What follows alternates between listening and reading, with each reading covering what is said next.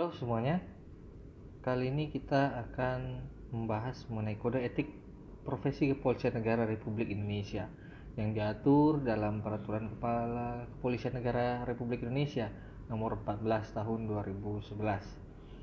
Ya, adapun kode etik ini kita bahas yang inti-intinya saja. Selebihnya untuk mengetahui lebih detail, Anda dapat mengunduh peraturan ini dan kemudian mempelajarinya secara lebih mendalam. Oke, dalam kode etik profesi polisi ya, yang dimaksud dengan Kepolisian Negara Republik Indonesia atau Polri ya, adalah alat negara yang berperan dalam memelihara keamanan dan ketertiban masyarakat, menegakkan hukum serta memberikan perlindungan, pengayoman dan pelayanan kepada masyarakat dalam rangka terpeliharanya keamanan dalam negeri. Kemudian ada anggota Polri, adalah pegawai negeri pada Polri dari pangkat terendah sampai dengan pangkat tertinggi yang berdasarkan undang-undang memiliki tugas, fungsi dan wewenang kepolisian. Kemudian ada istilah profesi Polri, adalah profesi yang berkaitan dengan tugas Polri baik di bidang operasional maupun di bidang pembinaan.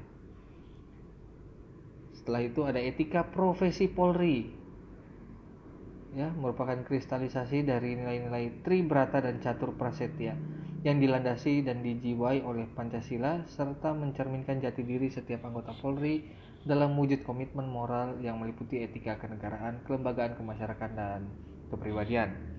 Nah, seperti yang Anda lihat ada kata-kata Tribrata dan Catur Prasetya. Nah, untuk dua istilah ini silakan Anda jawab seperti biasa dalam kolom chat ya atau komentar, apa maksud dari Tribrata dan Catur Prasetya. Itu kan nilai-nilai ya, nilai-nilai Tribrata dan Catur Prasetya. Anda jawab itu sebagai tugas pada pertemuan kali ini. Kemudian ada kode etik profesi Polri. Wah, ada etika profesi Polri, ada kode etik profesi Polri ya, atau yang disingkat KEPP. Selanjutnya akan saya sebut KEPP juga, adalah norma-norma atau aturan-aturan yang merupakan kesatuan landasan etik atau filosofis yang berkaitan dengan perilaku maupun ucapan mengenai hal-hal yang diwajibkan, dilarang, patut atau tidak patut dilakukan oleh anggota Polri dalam melaksanakan tugas, wewenang dan tanggung jawab jabatan ya. Dan ini kemudian ada Komisi Kode Etik Polri ya, sidang KKEP, pelanggaran, dan ini bisa Anda baca lebih lanjut ya, istilah-istilah yang penting tadi yang diutama ya. Kemudian kita akan lanjut ya pada pasal 2, tujuan dari kode etik ini ya.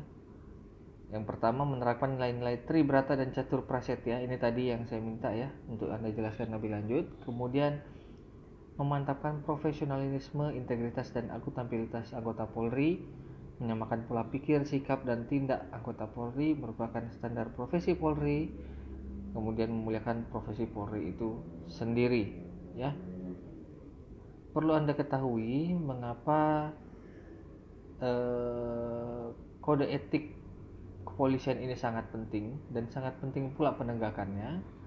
Itu salah satu alasannya karena polisi yang merupakan salah satu instansi pemerintah, instansi negara, alat negara tadi ya dalam pengertiannya yang paling sering bersinggungan langsung, bertemu langsung, melayani langsung masyarakat sipil ya, sehingga banyak isu-isu di luar, ada oknum-oknum, namun sebenarnya tidak sedikit pula, malah mungkin lebih banyak saya yakin polisi-polisi yang baik dalam menjalankan tugasnya sesuai dengan aturan ya. Karena prinsip-prinsip dalam kode etik profesi polisi ada merupakan kepatutan, kepastian hukum, sederhana, kesamaan hak, aplikatif dan akuntabel ya. Dalam bab 2 di bagian etika profesi Polri, ruang lingkup pengaturan KEPP mencakup etika kenegaraan, kelembagaan, kemasyarakatan dan kepribadian ya. Pengaturan KEPP itu dimaksud meliputi di mana etika kenegaraan itu termasuk dalam hubungan tegaknya NKRI, Pancasila, UUD 45 dan Kebinekaan Tunggal-Ikaan. Etika kelembagaan merupakan pedoman dalam hubungan Tribrata sebagai pedoman hidup, Catur Prasetya sebagai pedoman kerja, sumpah atau janji anggota Polri, sumpah atau janji jabatan, 10 komitmen moral dan perubahan pola pikir.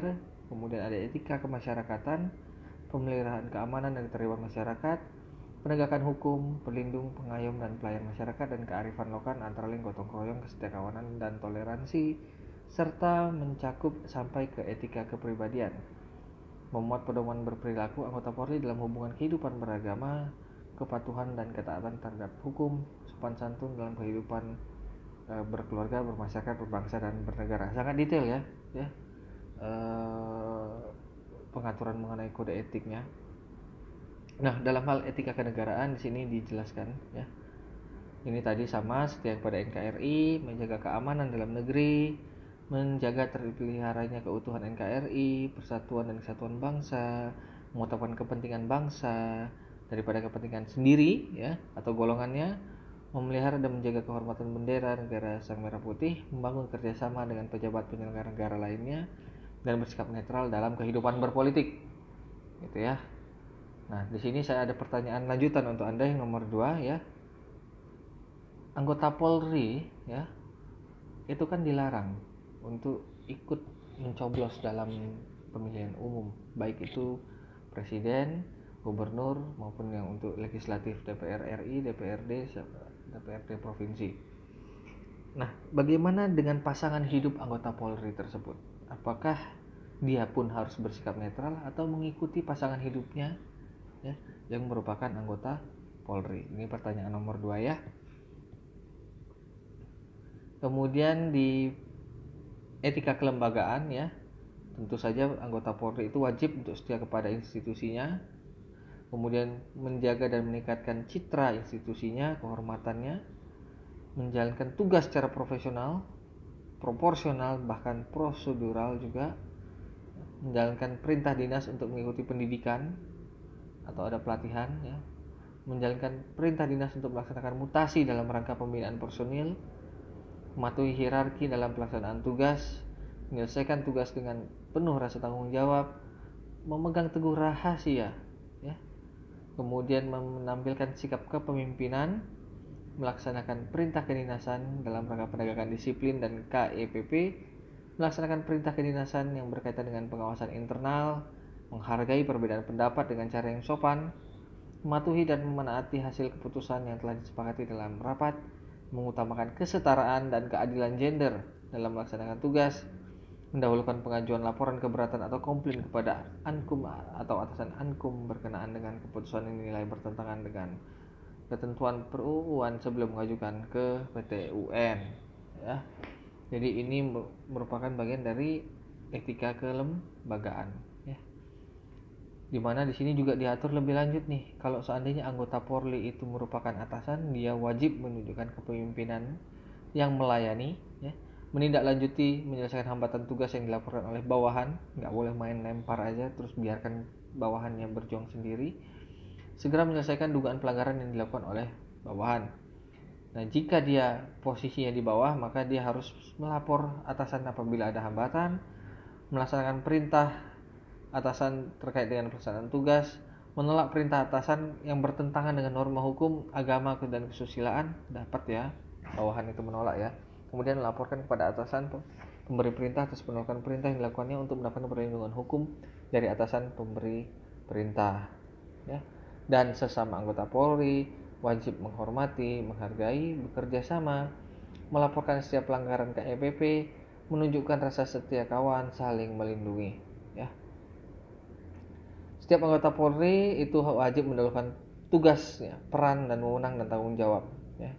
Dan kemudian setiap anggota Polri yang melaksanakan tugas penegakan hukum sebagai penyidik pembantu dan penyidik wajib melakukan penyelidikan perkara pidana dan menyelesaikannya sesuai dengan ketentuan yang ada ya, serta melaporkan hasil tugasnya kepada atasan penyidik ya, jadi harus profesional ya.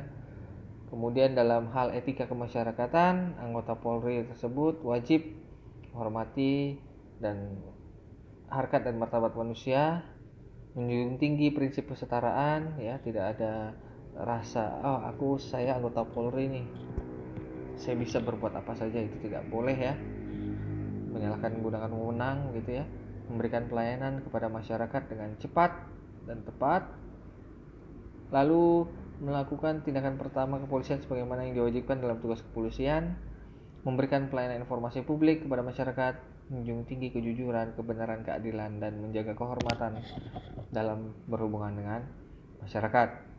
Dalam hal pribadi, polisi tersebut haruslah beriman dan bertakwa kepada Tuhan Yang Maha Esa. Tidak boleh ya, tidak percaya dengan Tuhan atau tidak beragama.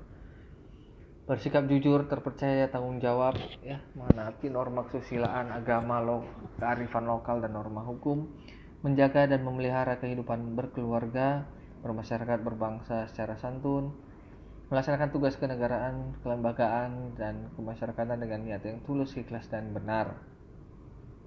Ya.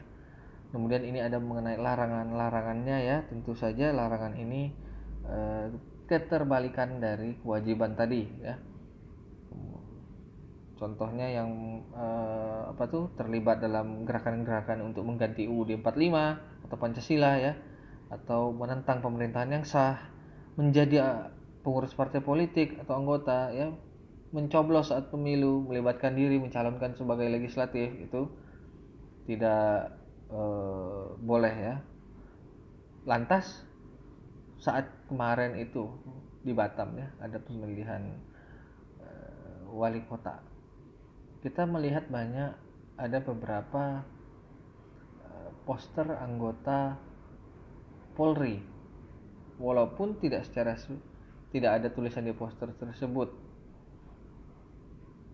niatan atau tulisan untuk wali kota Batam dan sebagainya, mana mestinya, namun dengan poster yang hampir bahkan sama besarnya dengan para calon wali kota lainnya yang ingin mencalonkan diri, apakah ya, kegiatan tersebut dapat disebut dengan melibatkan diri pada kegiatan politik praktis? Itu pertanyaan nomor 3 ya. Jadi pertanyaan nomor 3 itu, apakah ketika ada anggota Polri yang menampilkan dirinya dalam suatu iklan yang besar, yang dimana dalam hal tersebut dapat kita rasa bahwa dilihat dari situasinya ini terkait dengan pemilihan atau pencalonan menjadi wali kota Batam, apakah lantas polisi tersebut dapat dianggap melibatkan diri pada kegiatan politik praktis? Ya, pertanyaannya ya.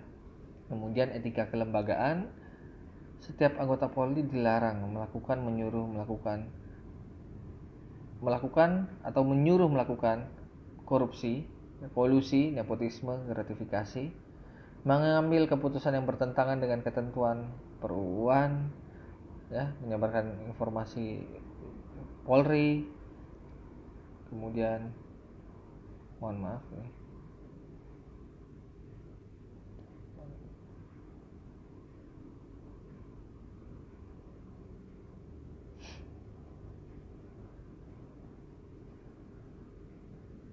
ini masih banyak ya etika kelembagaan ya tadi ya, lebih kurangnya berkebalikan dengan kewajiban tadi ya.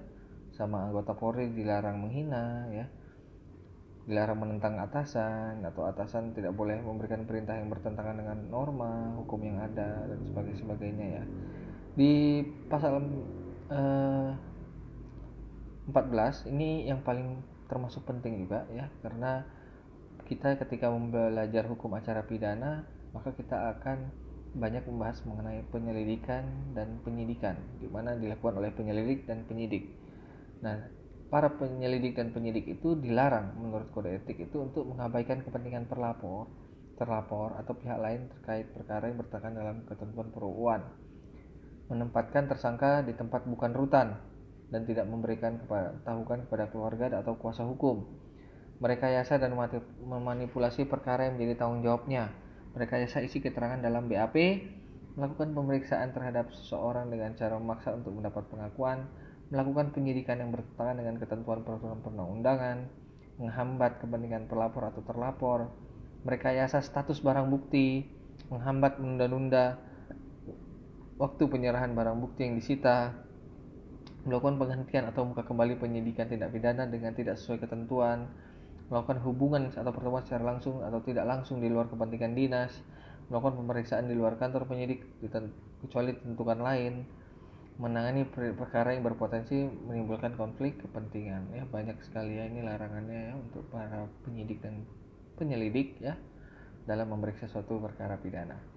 Dalam etika kemasyarakatan ya, Polri ya dilarang untuk mengabaikan permintaan pertolongan, mencari kesalahan masyarakat, kemudian menyebarluaskan berita hoax ya, berucap, bertindak sewenang-wenang, mempersulit masyarakat yang membutuhkan perlindungan, melakukan perbuatan yang dapat merendahkan kehormatan polisi ya, atau membebankan biaya tambahan pungli ya, dan sebagainya.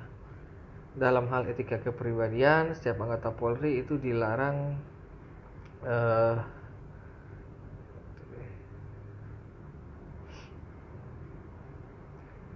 untuk menganut dan menyebarkan agama dan kepercayaan yang dilarang oleh pemerintah ya. Mempengaruhi atau memaksa sama anggota Polri untuk mengikuti cara beribadah di luar keyakinannya ya.